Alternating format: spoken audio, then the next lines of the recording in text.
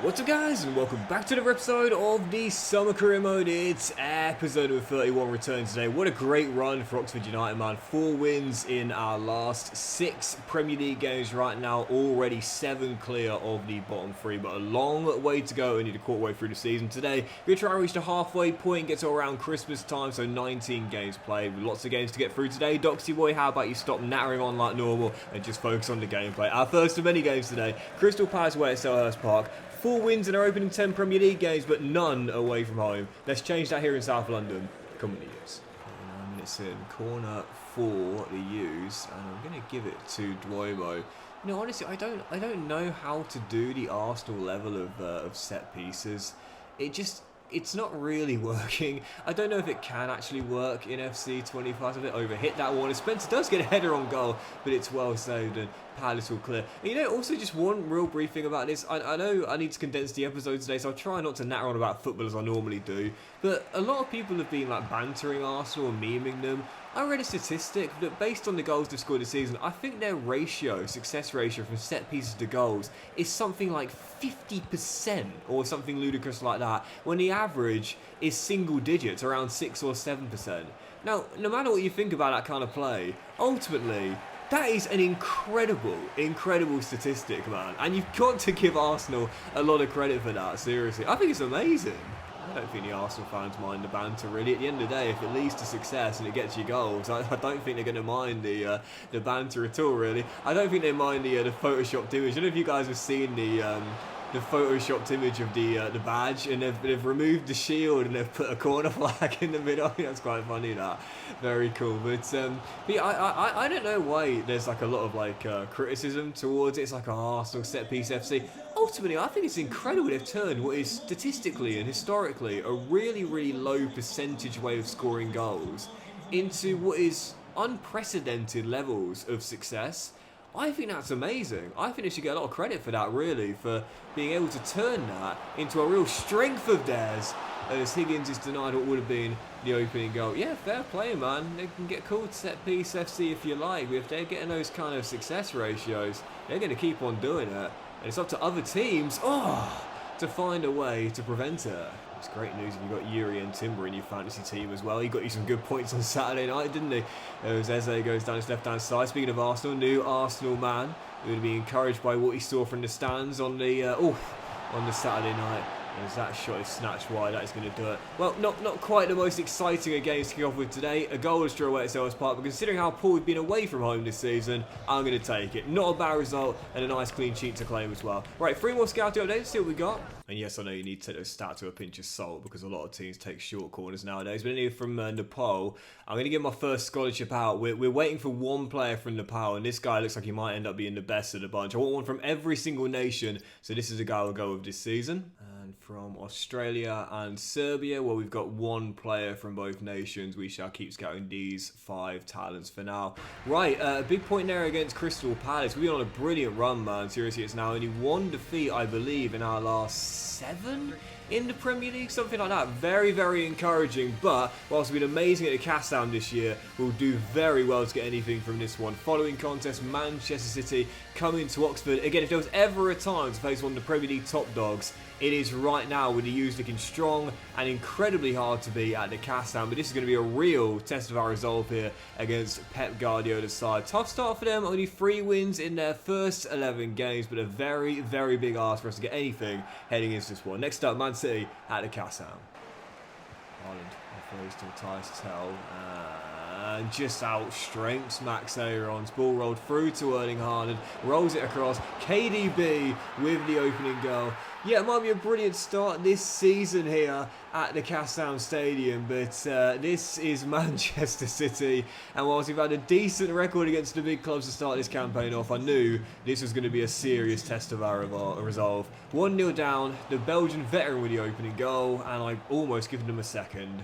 Looking for space, holds off Malik, gets round Patayari. Great delivery, what a delivery that is. Well, normally he's on the end of those sort of crosses. This time provides it, whips one in far post, Matthias Tell makes it 2. This game is already done. Well, pre-game I felt somewhat pessimistic, despite our good home record, and you can see why.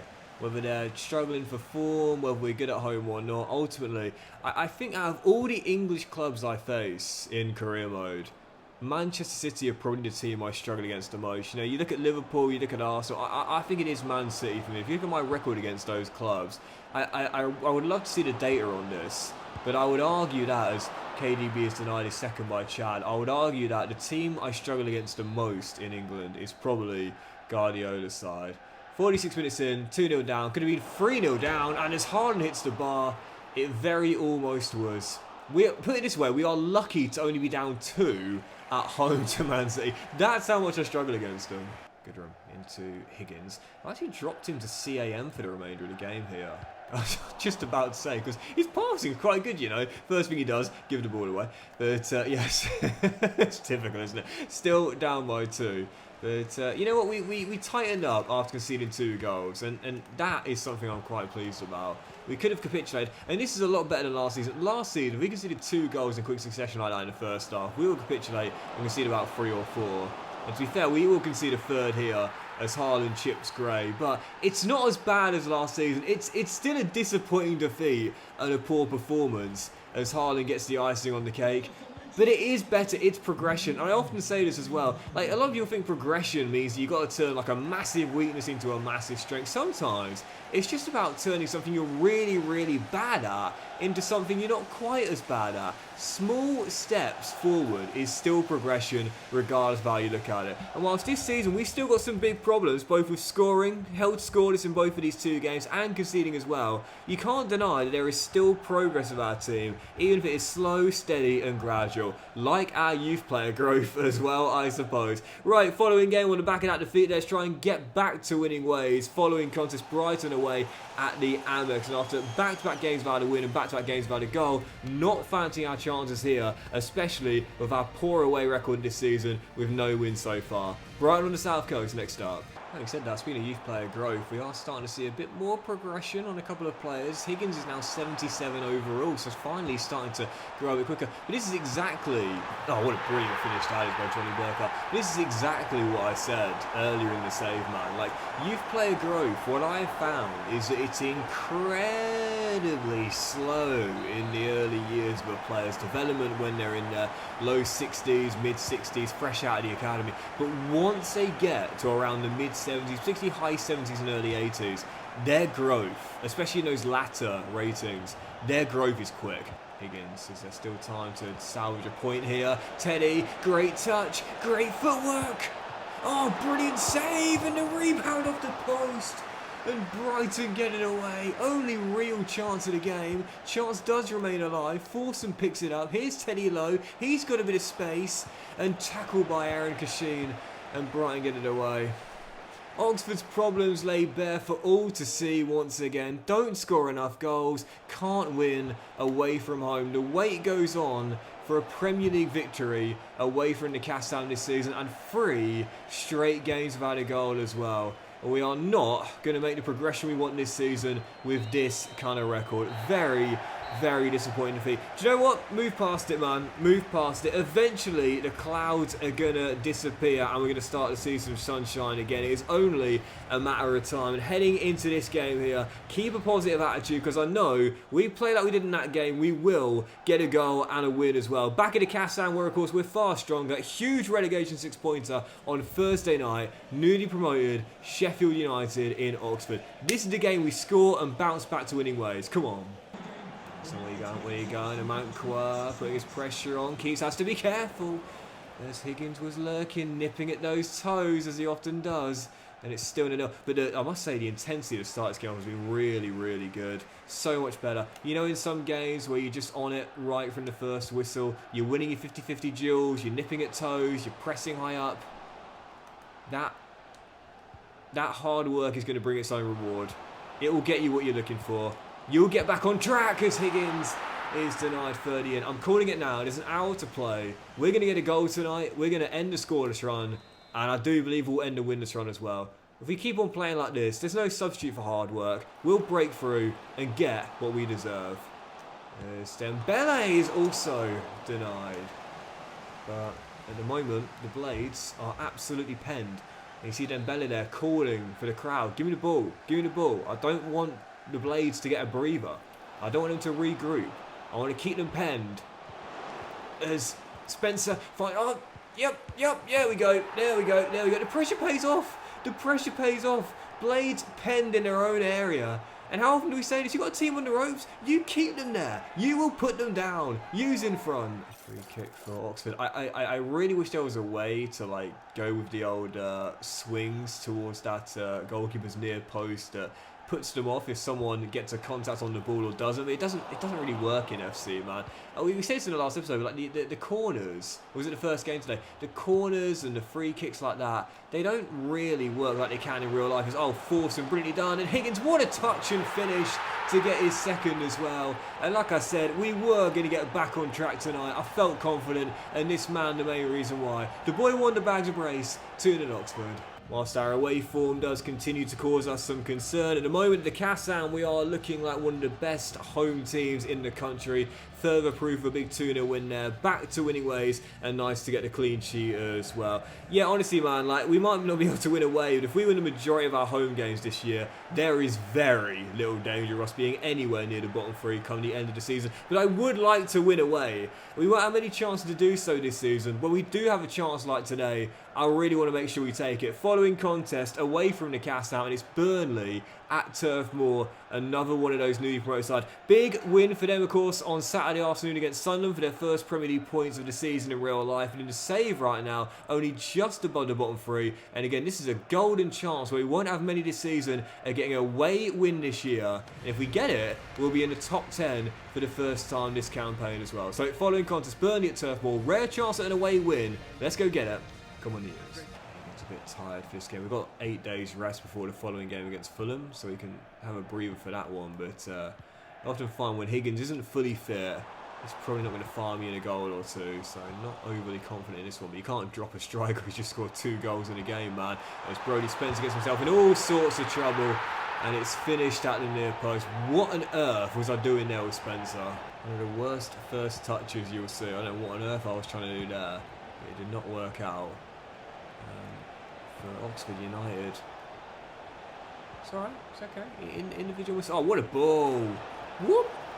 Individual mistakes are part of the game. That's alright, that's okay. Don't you worry about that. Tyree Stolen bends one home. Oxford United back on level terms instantly. Spencer just about gets away with that. And now Patiori to Dolan. Flicks it through to Tyrese. Teddy, sorry. And now low to Harris. Back to Tyrese. He was on the books of Burnley as a youngster, hence why he showed the respect for the goal. Don't always remember to do that, but for him I did, as Harris will find... Higgins, sorry, will find Dembele. He's getting the names wrong today. And now Amin into Duomo. And now Luke Harris. And now Teddy Lowe. Stop! Oh, Higgins! Yeah, had to do it, man. I mean, Teddy's got me a couple of goals this season, but you know who the main goal threat is. He's got another, he's bagged a brace, and Oxford have come from behind to lead. But it's all about the assist from Teddy Lowe, man. You know, if you have an assist, if you have a bit of dribbling like that, you've got your man stumbling, you've got past him left in the dust. You've either got to score or you've got to get an assist, man. You've got to get something in the build-up for a goal. Well, this is a brilliant win away at Turf Moor. Based on our away record, most teams would think if they get a goal up on us in their own backyard, we'll turn them over. But not today. We weren't going to let it happen, man. Coming from behind to get the win.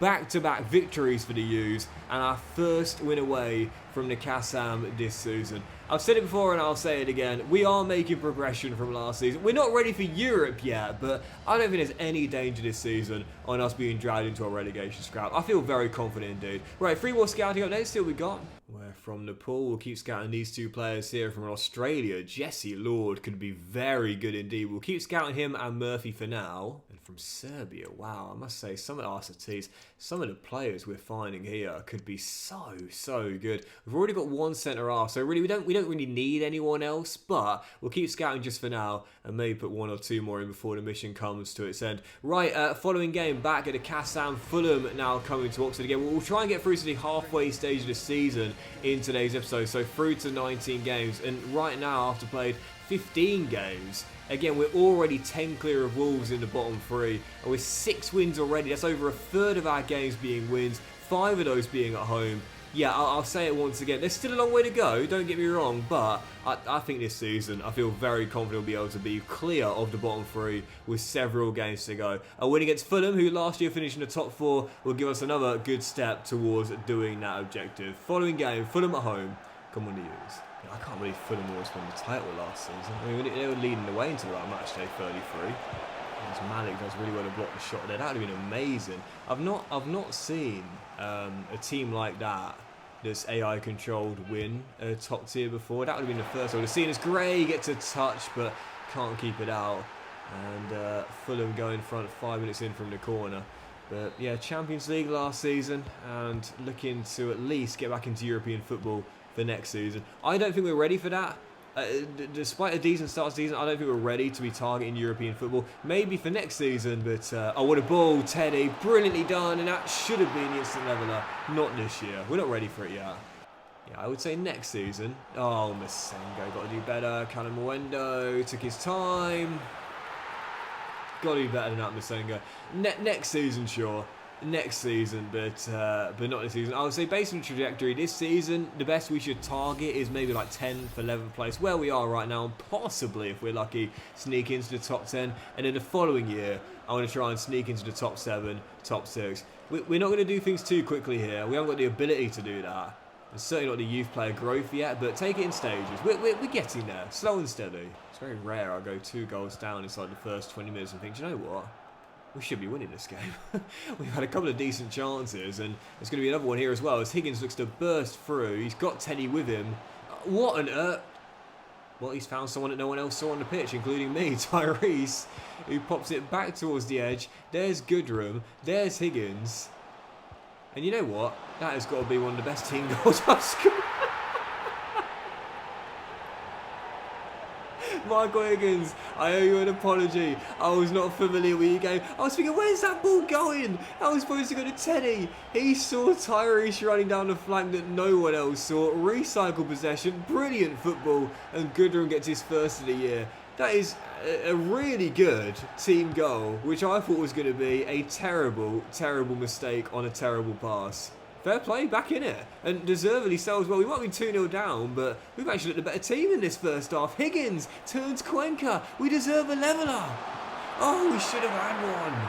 We came from behind to beat Burnley away. Why can't we do it again?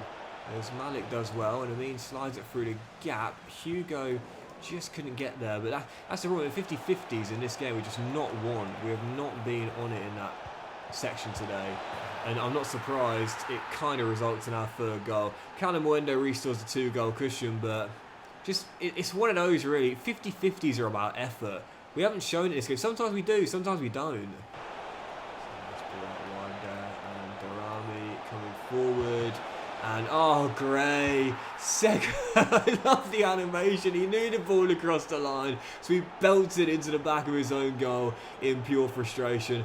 Well, we've been comfortably beaten by this Fulham team, but a couple of these goals today should really have been avoided. And I'm looking at Chad and saying the first and the fourth, come on, son, you're a great young goalkeeper. If you're only playing week in, week out in the Premier League, you've got to do better than that. That's why Jamie will be in for the following game. Disappointing defeat there, only our third loss at the Kassam all season long. And whilst away from home might have been our first win away against Burnley at Turf Moor, I don't see us getting back-to-back victories here on the road in the following game. Next up, it is the Set Piece FC, as they're currently being called online. Arsenal away in North London. I don't think we'll struggle as much with set pieces against them in career mode, because it doesn't really happen in FC, but still don't fancy our chance here. Following contest, do a couple more today. Arsenal away in North London.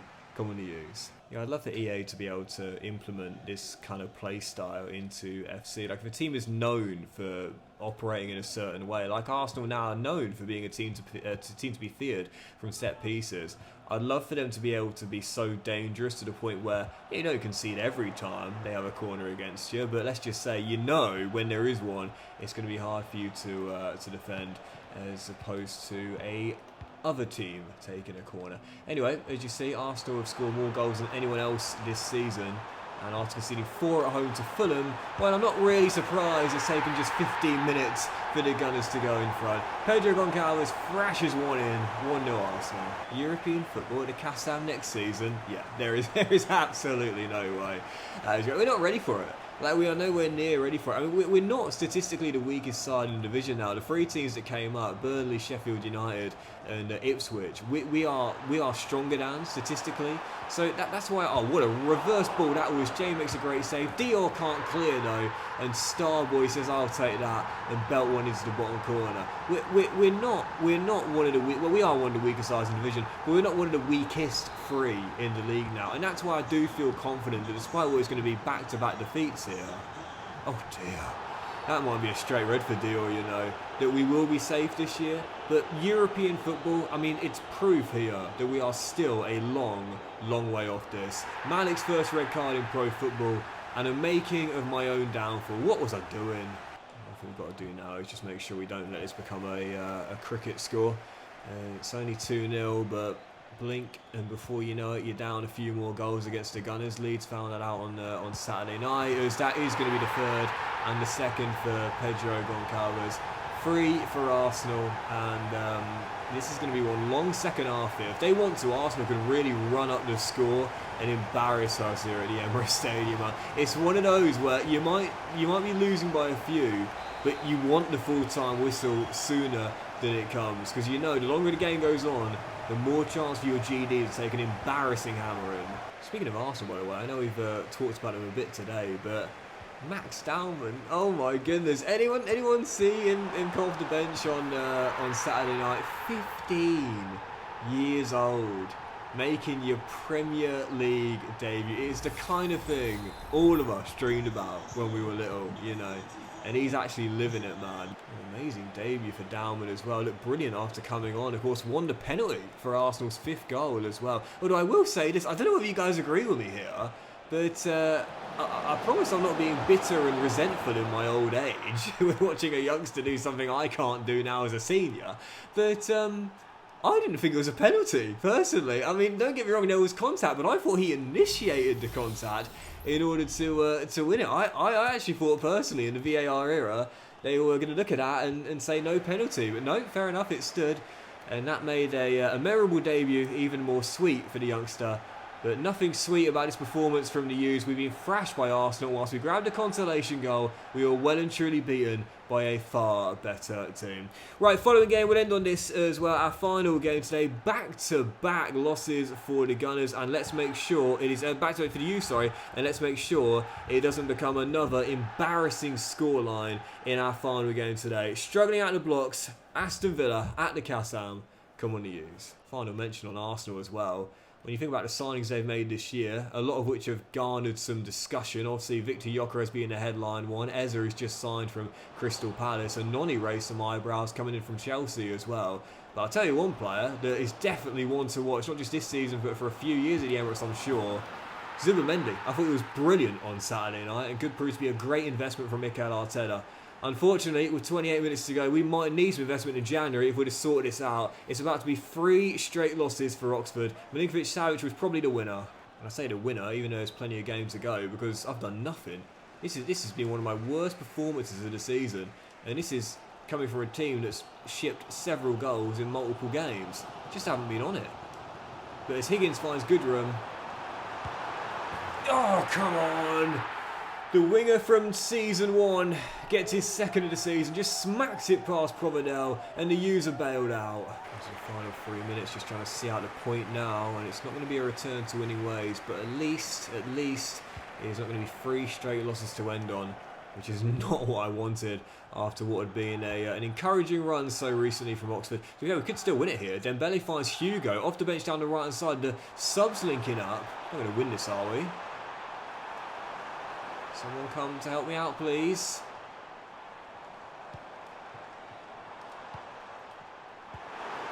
Jefferson for the win! Oh!